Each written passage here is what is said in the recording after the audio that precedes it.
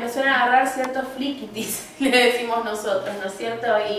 Y él es una compañía hermosa en ese sentido espiritualmente, porque él me induce a que yo pueda interpretar, digamos, las sensaciones que voy teniendo, ¿no es cierto? Y en oración, en conjunto los dos, yo sentía una sensación horrible, era de enojo, pero en oración el Señor me dejó interpretar que eran celos, ¿no? Y yo decía, qué loco, porque claro, Satanás, que en realidad es Lucifer, es hijo de Dios.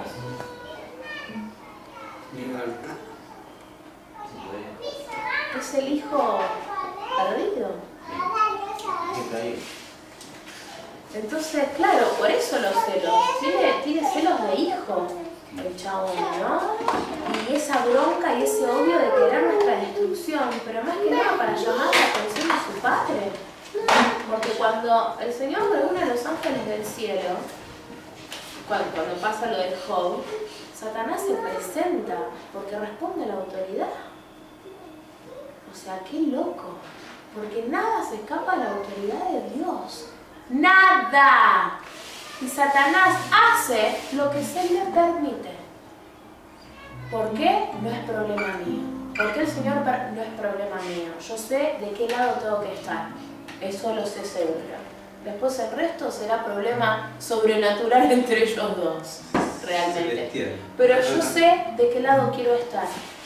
Y yo quiero estar del lado del Padre.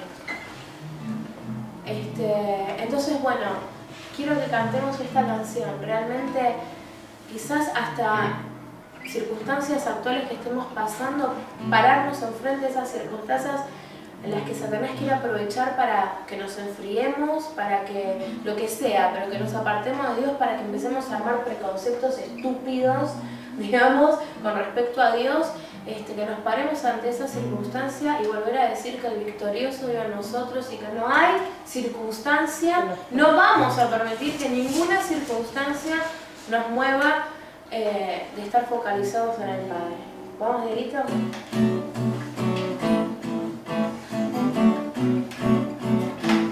El victorioso vive en mí, el victorioso vive en mí, las circunstancias no me mueven a mí, el victorioso vive en mí, el victorioso vive en mí, el victorioso vive en mí, las circunstancias no me mueven a mí.